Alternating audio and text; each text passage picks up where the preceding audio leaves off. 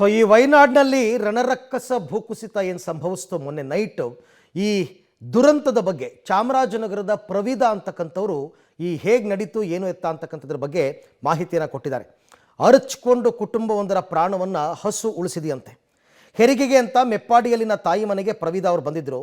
ಮಧ್ಯರಾತ್ರಿ ಕೊಟ್ಟಿಗೆಯಲ್ಲಿದ್ದ ಹಸು ಅರಚಿಕೊಂಡಿದೆ. ಆಗ ಪತಿ ವಿನೋದ್ ಹೋಗಿ ನೋಡಿದ್ದಾರೆ. ನೀರು ತುಂಬ್ತಾ ಇರೋದನ್ನು ನೋಡಿ ಎತ್ತರದ ಸ್ಥಳಕ್ಕೆ ಹೋಗಿದ್ದಾರೆ. ಆದರೆ ನೀರಿನಲ್ಲಿ ಕೊಚ್ಚಿ ಹಸು ಕೊಚ್ಕೊಂಡು ಹೋಗಿದೆ ಅಂತ. ಅಂದರೆ ಈ ಫ್ಯಾಮಿಲಿಯನ್ನು ಅದು ರಕ್ಷಣೆ ಮಾಡಿದೆ, ಆದರೆ ಹಸುವನ್ನು ರಕ್ಷಣೆ ಮಾಡೋದಕ್ಕೆ ಯಾರ ಕೈಲೂ ಆಗಿಲ್ಲ. ಹಸು ಕೊಚ್ಕೊಂಡು ಹೋಗ್ಬಿಟ್ಟಿದೆ ಪಾಪ. ಸತತ ಮಳೆಗೆ ದೇವರ ನಾಡು ಕೇರಳ ಅಕ್ಷರಶಃ ನಲುಗಿ ಹೋಗಿದೆ. ಅದರಲ್ಲೂ ಕೂಡ ವಯನಾಡು ಜಿಲ್ಲೆಯಲ್ಲಿ ಬರ್ತಕ್ಕಂಥ ಚೂರುಮಲೈ ಗ್ರಾಮ ಸಂಪೂರ್ಣವಾಗಿ ನಾಶವಾಗಿದೆ. ಇದೀಗ ಚೂರುಮಲೈ ಗ್ರಾಮದಲ್ಲಿ ವಿನೋದ್ ಎಂಬ ಕುಟುಂಬಸ್ಥರು ವಾಸ ಮಾಡ್ತಿದ್ರು. ಆದರೆ ಈಗ ಅವರು ಸದ್ಯಕ್ಕೆ ಬದುಕುಳಿದಿದ್ದಾರೆ. ಆದರೆ ಅವರನ್ನ ರಕ್ಷಣೆ ಮಾಡ್ತಕ್ಕಂಥ ಜವಾಬ್ದಾರಿ ಸರ್ಕಾರದ್ದಾಗಿದೆ.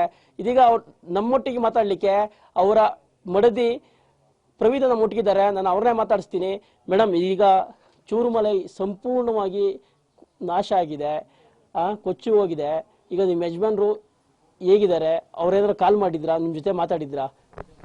ಹೌದು, ಅವ್ರು ಕಾಲ್ ಮಾಡಿದ್ರು ಇವಾಗ. ಅಂದ್ರೆ ಬೆಳಿಗ್ಗೆ ಇದು ಘಟನೆ ನಡೆದಿದ್ದು ಬೆಳಿಗ್ಗೆ 2:15 ಅಷ್ಟೊತ್ತಲ್ಲಿ ನಡೆದಿದ್ದು. 1:15 ಅವಾಗ ನಮ್ಮ ಮನೇಲಿ ನಮ್ಮ ಹಸ್ಬೆಂಡ್ ಅವರ ಮಾವನಿಗೆಲ್ಲ ಹಸು ಇದೆ. ಹಸು ಎಲ್ಲ ತುಂಬಾ ಕಿರ್ಚಾಡ್ತಿತ್ತು. ಮಾವ ಅವ್ರು ಊರಲ್ಲಿ ಇಲ್ಲ, ಅವರು ಇಲ್ಲಿ ಕರ್ನಾಟಕಕ್ಕೆ ಬಂದ್ಬಿಟ್ಟಿದ್ದಾರೆ. ಅವರ ವೈಫ್ ಮನೆಗೆ ಬಂದಿದ್ರು. ಆಗ ಅವರು ಯಾಕೆ ಹಸು ಈ ತರ ಕಿರ್ಚಾಡ್ತಿದೆ ಅಂತ ಹೋಗಿ ನೋಡೋಣ ಬಾ ಅಂತ ನಮ್ಮ ಅಮ್ಮ, ಅಂದ್ರೆ ಹಸ್ಬೆಂಡ್ ಅವರ ಅಮ್ಮನ್ನು ಕರ್ಕೊಂಡು ಅಮ್ಮ ಮತ್ತೆ ಹಸ್ಬೆಂಡ್ ಇಬ್ರು ಹೋಗಿ ನೋಡ್ತಾ ಇದ್ರು. ಆಗ ನೋಡ್ಬೇಕಾದ್ರೆ ಪಕ್ಕದಲ್ಲಿ ಅವ್ರ ಅತ್ತ ಅವರೆಲ್ಲ ಇದ್ರು. ಫುಲ್ಲು ನೀರ್ ಬಂದು ಹಸು ಇದೆಯಲ್ಲ ಕೊಟ್ಟಿಗೆ ಅದನ್ನ ಮುಳುಗಿಸ್ಬಿಡ್ತು. ಒಳಗಡೆಗೆ ಅತ್ತೆ ಎಲ್ಲ ಇದಾರೆ, ಅವ್ರನ್ನೆಲ್ಲ ಎಳೆದು ಈಚೆಗೆ ಹಾಕ್ಬಿಟ್ಟವ್ರು. ಪಕ್ಕದಲ್ಲೇ ಒಂದು ಗುಡ್ಡ ಇದೆ, ಎಲ್ಲಾರನ್ನೂ ಕರೆದು ಆ ಗುಡ್ಡಗೆ ಓಡೊಂಟೋಗ್ಬಿಟ್ಟಿದ್ದಾರೆ. ಆ ಹಸು ಅವತ್ತು ಅಳ್ಳಿಲ್ಲ ಅಂದ್ರೆ ಇವತ್ತು ಯಾರು ಇರ್ತಿರ್ಲಿಲ್ಲ. ಅಷ್ಟು ದೊಡ್ಡ ಪ್ರಳಯ ನಡೆದಿದೆ. ಅಂದ್ರೆ 5 ವರ್ಷ ಮುಂಚೆ ಒಂದು ನಡೆದಿತ್ತು ಅಲ್ಲಿ, ಅದೇ ತುಂಬಾ ದೊಡ್ಡ ದುರಂತ ಅಂತ ಎಲ್ಲಾರು ಹೇಳ್ತಿದ್ರು. ಬಟ್ ಅದಕ್ಕಿನ್ನ 10ರಷ್ಟು ಇವಾಗ ಆಗಿದೆ. ಇವಾಗ್ಲೇನೆ 110 ಡೆಡ್ ಬಾಡಿ ಸಿಕ್ಕಿದೆ ಅಂತ ಹೇಳ್ತಿದ್ದಾರೆ. ತುಂಬಾ ಬೇಜಾರಾಗ್ತಿದೆ, ಏನ್ ಹೇಳ್ಬೇಕು ಅಂತ ಗೊತ್ತಾಗ್ತಿಲ್ಲ. ಅಂದ್ರೆ ಹಸ್ಬೆಂಡ್ ಇನ್ನು ಅವ್ರು ಬರೋ ಕಡೆ ಒಂದು ಬ್ರಿಡ್ಜ್ ಇದೆ, ಆ ಬ್ರಿಡ್ಜ್ ಎಲ್ಲ ಕುಸ್ತೋಗ್ಬಿಟ್ಟಿದೆ. ಆ ಬ್ರಿಡ್ಜ್ ಆಪೋಸಿಟ್ ಬಂದ್ರೆ ಮಾತ್ರ ಅವ್ರಿಗೆ ಸೇಫ್ ಆಗಿದ್ದಾರೆ ಅಂತ ಹೇಳ್ಬೋದು. ಹಸ್ಬೆಂಡು, ನಮ್ಮ ಅತ್ತೆ ಮಕ್ಕಳು, ಮತ್ತೆ ಅದೇ ತರ ಅವ್ರು ಮಾತ್ರ ಅಲ್ಲ, ತುಂಬಾ ಫ್ಯಾಮಿಲಿಗಳು, ಫ್ರೆಂಡ್ಸ್ ಎಲ್ಲಾರು ಇದ್ದಾರೆ. ಅವ್ರು ಹೇಗಾದ್ರೂ ಈ ಕಡೆಗೆ ಬರ್ಬೇಕು ಇವಾಗ. ಅಂದ್ರೆ ಗೌರ್ಮೆಂಟ್ ಎಲ್ಲ ಮಾಡ್ತಿದ್ದಾರೆ, ಕೇರಳ ಗೌರ್ಮೆಂಟ್ ಎಲ್ಲ ಮಾಡ್ತಿದ್ದಾರೆ. ಆದ್ರೂ ಇನ್ನೂ ಅವ್ರು ಈ ಕಡೆ ಬಂದಿಲ್ಲ. ಬೆಳಗ್ಗೆ 2:15 ಮಳೆಯಲ್ಲಿ ಆಪೋಸಿಟೇ ನಿಂತಿದ್ದಾರೆ. ಅವರು ಒಂದ್ ಬೆಟ್ಟ ಮೇಲೆ ನಿಂತಿದ್ದಾರೆ. ಅವ್ರು ಈ ಕಡೆಗೆ ಬರ್ಬೇಕಾದ್ರೆ ಹೆಲಿಕಾಪ್ಟರ್ ಬರ್ಬೇಕಂತ ಹೇಳಿದ್ರು. ಅದ್ ಬಂದಿತ್ತು, ಆದ್ರೆ ಅದು ತುಂಬಾ ಅಲ್ಲಿ ಕ್ಲೈಮೇಟ್ ತುಂಬಾ ಕೆಟ್ಟದಾಗಿದೆ. ಅದಕ್ಕೆ ಅದನ್ನ ನಿಲ್ಸಕ್ಕೆ ಅವ್ರಿಗೆ ಒಂದು ಇದು ಸಿಗ್ತಿಲ್ಲ. ಸೊ ಅವ್ರು ಏನ್ ಮಾಡ್ತಿದ್ದಾರೆ ಅಂದ್ರೆ, ತುಂಬಾ ಎಮರ್ಜೆನ್ಸಿ ಇರೋರು ಇದ್ರಲ್ಲ, ಅವ್ರನ್ನೆಲ್ಲ ರೋಪಿಂದ ಒಬ್ಬೊಬ್ಬರಾಗಿ ಬೆಳಿಗ್ಗೆಯಿಂದ ಶುರುವಾಗಿ ಒಬ್ಬೊಬ್ಬರಾಗಿ ತೆಗ್ದು ಹಾಸ್ಪಿಟ್ಲಿಗೆ ಕಳಿಸ್ತಿದ್ದಾರೆ. ಇನ್ನೂ ಅಲ್ಲಿ ಒಂದು 200 ಫ್ಯಾಮಿಲಿ, ನಮ್ಮ ಫ್ಯಾಮಿಲಿ ಅಲ್ಲದೆ ಅದ್ರ ಜೊತೆಗೆ 200 ಫ್ಯಾಮಿಲಿ 300 ಫ್ಯಾಮಿಲಿ ಇದೆ. ಅವ್ರನ್ನೆಲ್ಲ ಇವಾಗ ಆಪೋಸಿಟ್ ಕರ್ಕೊಂಡು ಬರಬೇಕು. ಈಗ ಚೂರುಮಲೆಯಲ್ಲಿ ಎಷ್ಟು ಕುಟುಂಬಗಳು ವಾಸ ಮಾಡ್ತಿದ್ದೋ ಸಂಪೂರ್ಣವಾಗಿ ಇಡೀ ಗ್ರಾಮವೇ ನಾಶವಾಗಿದೆಯಾ? ಅದ್ರ ಬಗ್ಗೆ ಏನ್ ಹೇಳ್ತೀರಾ? ಚೂರ್ಣಮಲೆಯಲ್ಲಿ ನನ್ 3 ವರ್ಷ ಆಯ್ತು ಅಲ್ಲಿಗೆ ಮದ್ವೆ ಆಗಿ.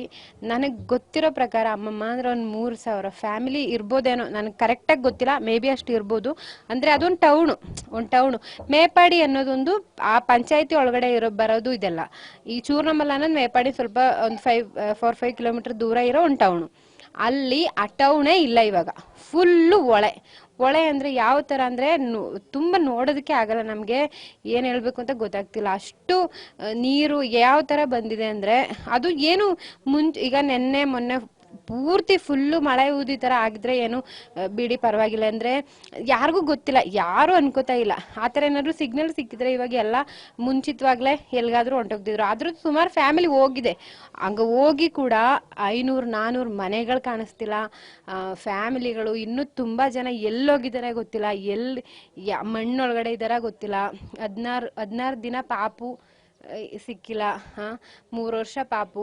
ನಮ್ಮ ಫ್ರೆಂಡ್ಸು ಎಲ್ಲರೂ, ಅವರು ಹಸ್ಬೆಂಡ್ ಹೇಳ್ತಿದ್ದಾರೆ, ಅವ್ರ ಕಣ್ ಮುಂದೆ ಎಲ್ಲರೂ ಹೋಯ್ತಿದ್ದಾರೆ. ಏನು ಮಾಡೋಕ್ಕಾಯ್ತಿಲ್ಲ. ಪ್ರಾಣಿಗಳು, ಮನುಷ್ಯರು ಏನಾದ್ರು ಮಾಡ್ತಾರೆ. ಪ್ರಾಣಿಗಳು ಅಂದ್ರೆ ತುಂಬಾ ಹಸು ಸಾಕ್ತಾರೆ ಆ ಕಡೆ. ಹಸುಗಳು ಎಲ್ಲ ನೀರಲ್ಲಿ ಹೊಂಟೋಗಿದೆ. ಇವಾಗ ಏನಂದ್ರೆ ಎಲ್ಲ ಸ್ವಲ್ಪ ಜನ ಪ್ರಾಣ ಮಾತ್ರ ಉಳಿದಿದೆ. ಅವ್ರನ್ನ ಹೇಗಾದ್ರೂ ಕಾಪಾಡ್ಬೇಕು ಇವಾಗ. ಮೇಡಮ್, ಈಗ ನಿಮ್ಮ ಯಜಮಾನ್ರ ಜೊತೆ ಕಾಲ್ ಮಾಡಿ ಮಾತಾಡಿದ್ರ? ಆ ಸಂದರ್ಭದಲ್ಲಿ ಅವ್ರು ಏನು ಹೇಳಿದ್ರು ಅದ್ರ ಘಟನೆ ಬಗ್ಗೆ?